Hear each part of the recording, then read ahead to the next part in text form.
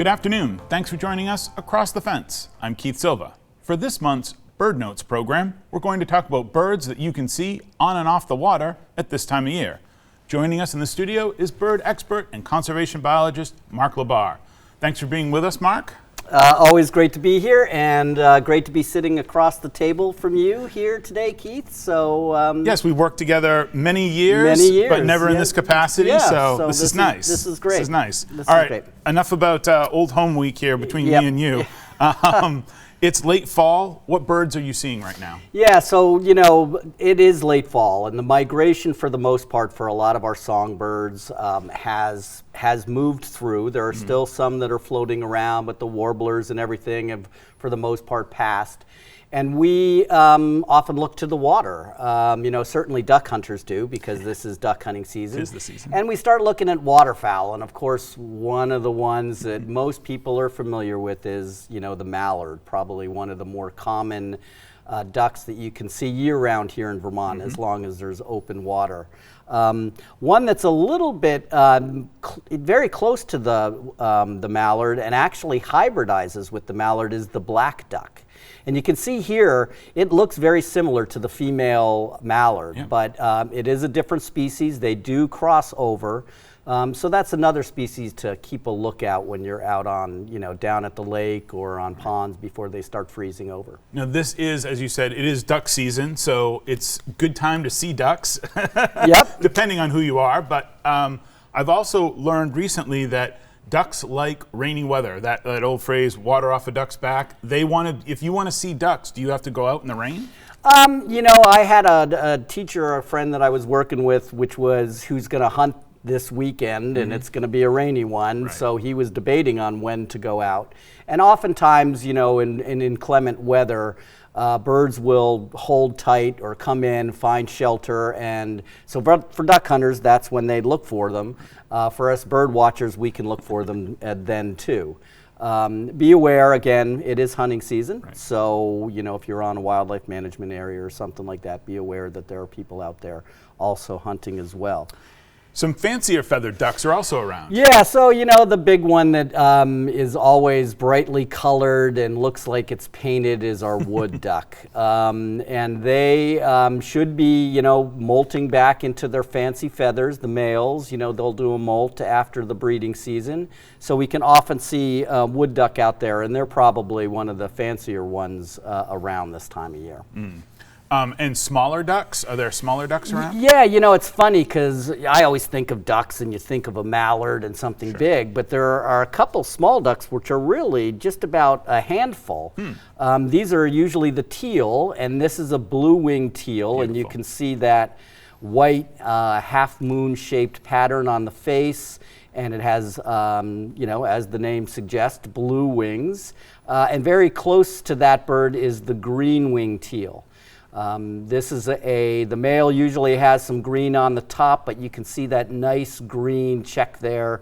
When this bird is in flight, those green secondary feathers are really prominent. So, two little guys that are out there that are fun to watch this time of year because we don't necessarily see them during the summer months. And we had cut to the picture, but you were holding your hand up. These ducks you can fit them in the palm of your hand? They're very small, yeah. Okay. Where when you look at them and you see pictures of them, they kind of come across as bigger than they are, but they're tiny little, not tiny, but smaller birds. Smaller birds, not like the mallards that you see, or you said the black duck that you see swimming. Why do we see so many different species of ducks this time of year when everybody else is flown south? So they're a little bit of a later migrant, and they're just starting to move. So with Lake Champlain here and the many lakes and ponds that we have here in Vermont, these are major flyways for these birds. And so this time of year becomes not only important for ducks but also geese, the snow geese that often show up at Dead Creek Wildlife Management Area. This happens in October. And so, and you lose the leaves, all the other birds are gone, and so, not all of them, but many of them, so it's time to kind of shift your attention to things on the water. Excellent, excellent. And we've got a couple of examples here of different species. We've got the common goldeneye. Yeah, this is as its name suggests, you can see that nice golden eye, and it's got that white little patch. This is a bird that folks out there will see this time of year, sometimes in very large flocks. You know, these species, some might not flock up, but as the season progresses, the flocks can get quite big. And then, you know, one bird which is, you know, the hipster of the crowd with that, is the common merganser. And this bird is a fish-eating bird. So it has that funky little feather dew on the top, and it's one that folks often see during the summer also with a line of little merganser chicks swimming behind it. So if our director Adam Wright can bring up that merganser again, I wanted to ask you, are those feathers in the back? He's not using product there. Those grow that way? They just grow that way and they stick straight out. Okay, no gel. No gel. Although many ducks, and you mentioned this earlier, like water off a duck's back. Right. So I have what's called, and many birds do as well, most birds have a urobigal gland, it's called. And they squeeze that and then they preen their feathers, and that actually waterproofs them. So water does flow off a duck's back. Water does flow off a duck's back. You mentioned that a lot of the songbirds are gone. Who's still around? Anybody stay a little later? You know, we've got our chickadees and our woodpeckers, the residents that'll stick around. But as we get later into the migration season, we start seeing things like white-throated sparrows come through in large numbers. And they're the poor will Peabody song. But they'll show up, and I'll see them in my yard. We'll see them all over the Audubon Center in pretty good numbers. Another one is the dark-eyed junco. This is a bird that starts to come in. I've been seeing large numbers of them as well.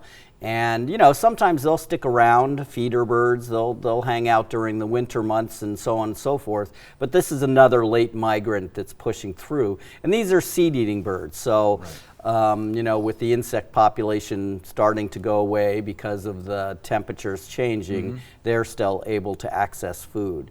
And then one of the smallest birds that I handle as a bird bander is the ruby-crowned kinglet. And you don't tend to see them in numbers like you do the juncos and the whitethroats, but somebody here in Vermont did see like 40 of them in one little patch. And they're a tiny little bird, and you can see where they get their name from that ruby crown that the male will flash in the springtime, and then usually leaves tucked underneath his feathers for the when he's not really using them. Not quite like the merganser with the gel look, but no, he throws them up there when it's time to show off. To show off. Okay. We have a question from a viewer. Yeah, we do. This is from Maxine Freeman, and she wrote, "I was just watching bluebirds on the utility lines. Their colors are muted. When they arrive at their wintering area, will they molt before returning to New England in the spring? I think that they must do so, but I had never thought it through. They sport lovely colors in the spring. Love your show," on Across the Fence. So it is interesting on 2 points. Most birds this time of year will molt into duller plumages, especially our warblers and things like that. They're what we call the basic plumage, their winter plumage. Bluebirds will do that too, but you also have to remember that after the summer, there's a lot of young bluebirds out there, and there's a lot of females. So they tend to be muted as well. They're not as striking as the males. But also blue in the natural world is an interesting color for birds because it's actually the structure of the feather that reflects the blue light. So that's why you can see, a blue jay, a bluebird, when the sun's shining on it, it just, pops. Yeah. But when it's overcast and gray, it has a tendency, those colors become muted as well. And, they will molt sometimes into those secondary, that winter plumage is a little duller, and then they do another molt in the spring before they come back. So we got molting, we got muting, there's all sorts of things going on that just make a bird look different from, week to week, month to month, season to season. And it's really important for birds to do this molt because they're basically changing their clothes. So they've had these feathers on for a full year. They get worn, and just like clothes do. So by usually right after they're finished breeding, they put a lot of time and energy into that.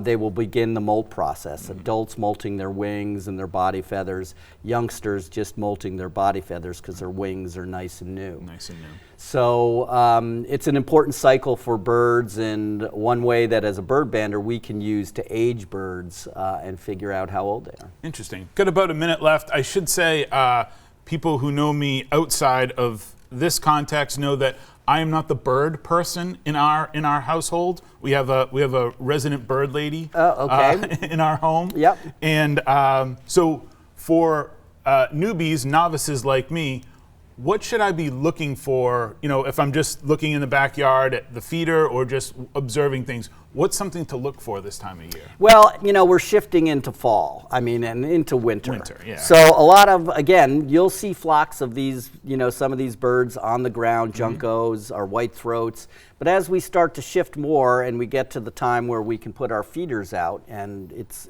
we're not doing it before the bears go to sleep. Yep.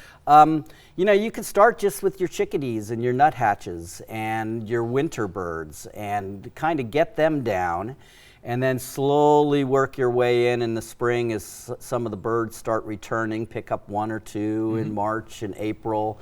And then, of course, May happens and everything happens. Everything happens, a little bit tougher. Well, when everything happens and you have a bird-related question, you can pass it along to Mark at the address on your screen, or you can drop Mark an email. His address is imlabarr@audubon.org.